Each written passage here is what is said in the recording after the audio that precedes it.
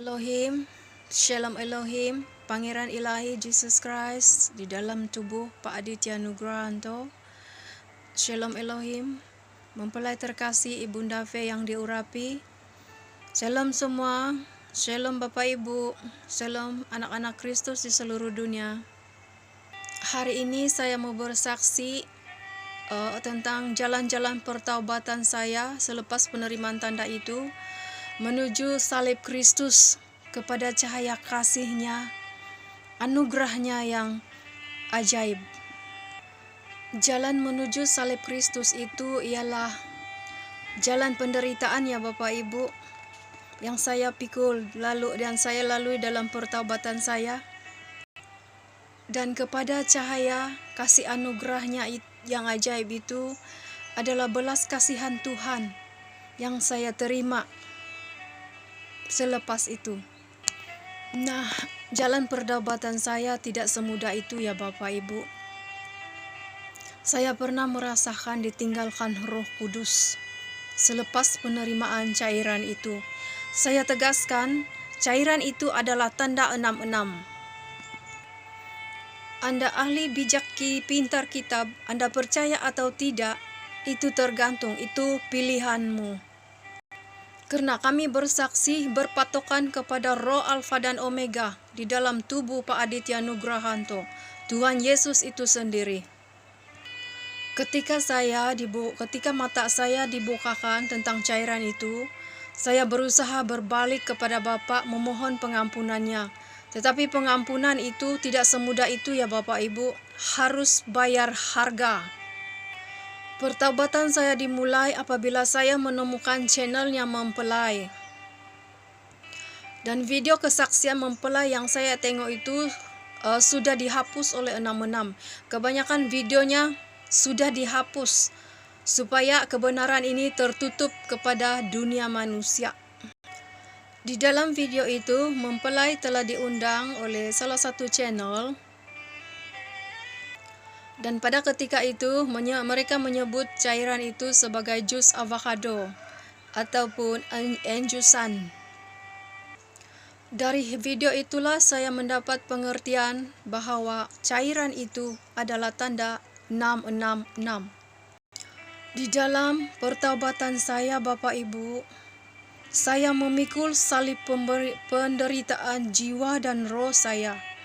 Kalian manusia tidak akan pernah mengerti akan hal ini, sehingga kalian sendiri berada di tempat saya pada ketika itu. Mereka yang menerima cairan itu, secara dunia nyata, kelihatannya masih seperti manusia sempurna. Tetapi secara alam roh dan kebenaran, roh mereka sudah berubah. Mereka berkepala binatang dan hanya tubuh sahaja yang kelihatan seperti manusia.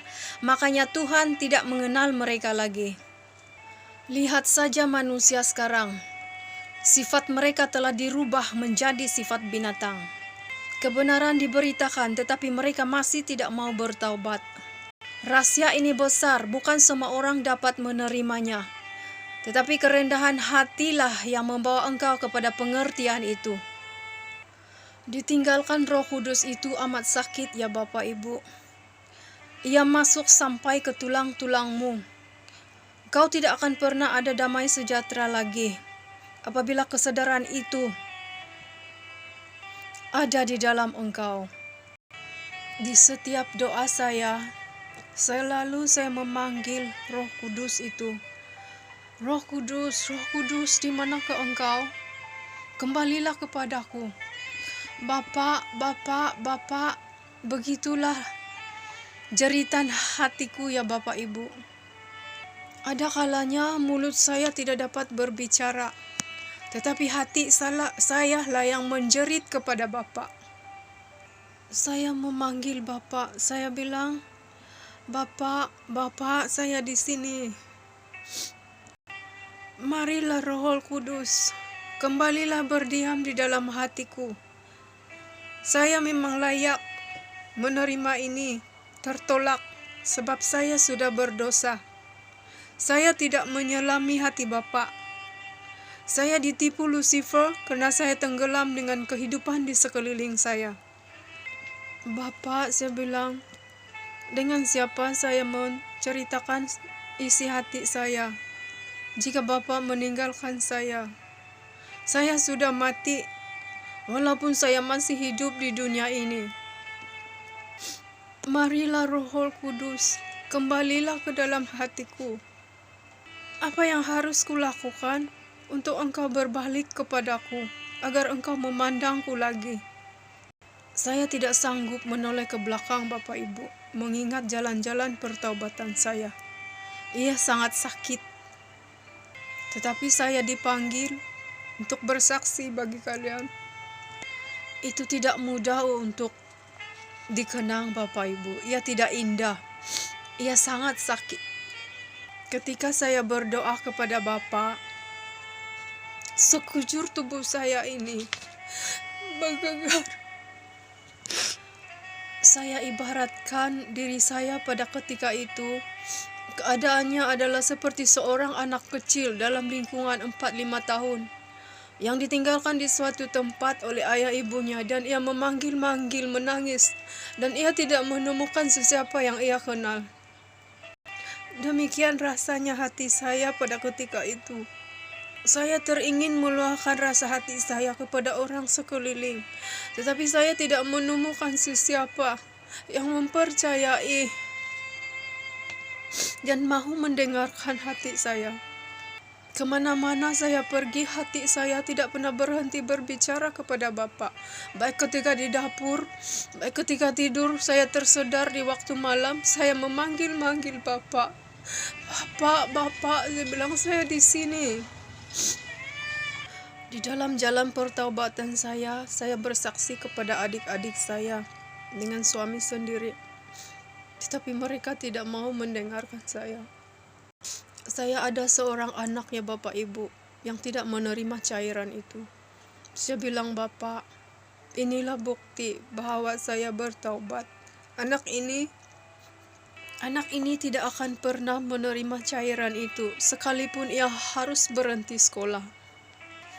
Tolong saya untuk menjaga dia, saya bilang. Ketika adik saya mau membawa anaknya untuk disuntik, saya melarang mereka, tetapi katanya suntikan itu penting untuk keselamatan, dan mereka tidak mau mendengarkan saya. Dan saya menangisi setiap mereka. Hanya seorang adik saya yang mendengarkan akhirnya, dan dia kini bersaksi bagi dunia. Saya pernah menahan adik saya untuk melanjutkan pelajaran. Sebab saya takut ke depan, mereka yang diikat dengan dunia akan digiring masuk kepada sistem itu. Tetapi bapak saya mengatakan, saya gila. Saya hanya mampu menangis sedih.